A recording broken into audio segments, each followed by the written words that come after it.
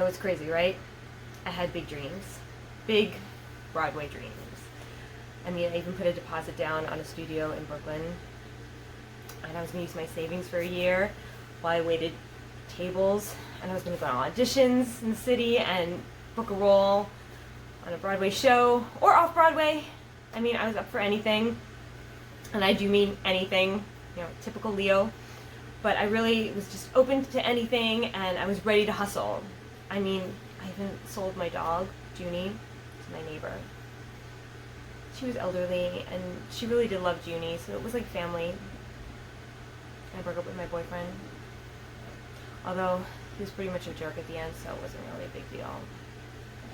And I got this really cool futon that had all these cool storage containers inside of it, and I had my whole apartment laid out in my brain. I was going to do a red and yellow and green color scheme, and the bathroom was going to be tropical with big tropical flowers on the shower curtain.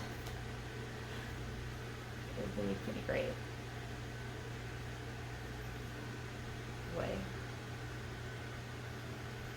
I always wanted to live that life. Then COVID hit, and all that changed. It was like my dreams were disintegrated like confetti at the end of a New Year's Eve party, which is exactly what happened. I got sick. The day after my friend Sarah's New Year's Eve party / my going away party, I was so sick. I mean, I thought it was the tequila and jello shots, but I was really, really sick. I mean, it freaked my mom out. And I finally listened to her, and I called the doctor, but they told me it was just the flu. But looking back, I'm pretty sure it was COVID. I mean, and that's actually how my trip got postponed. They shut down the airlines, and I couldn't leave. I mean, I had a deposit down on my apartment in New York, but I was stuck in Texas.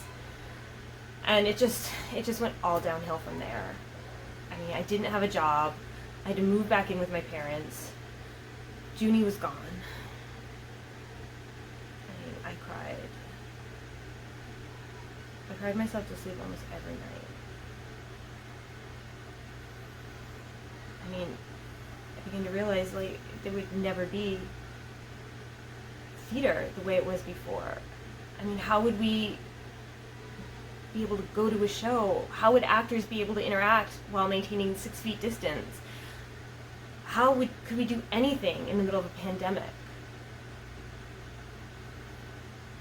So one day I got up really late, again, not knowing what day it was, and I began surfing videos on YouTube. Just random DIY stuff. DIY stuff till it put in my apartment that was just rotting away in New York. And I came across candle making. I mean, I always was fascinated with how creative people could get making candles. And I mean, I always loved Yankee Candle and Bath and Body Works. I mean, the smell of them all would just lure me in. So I started making candles. And I kept making candles. I just couldn't stop. And so I started selling them. I sold them on Etsy, on Facebook, and all of a sudden I had a candle making business. I mean, I guess people just need a light in time of crisis. But yeah, it didn't turn out the way I wanted it to turn out. But the joy when someone has a beautiful scented candle glowing on their table, it just brings hope in the middle of all these terrible, terrible things that are going on in the world. And while I might not have my dream, I do stand before you today as an entrepreneur. Take this candle. When it burns down low, I'm just going to melt it down and make another. Kind of like my life, I guess.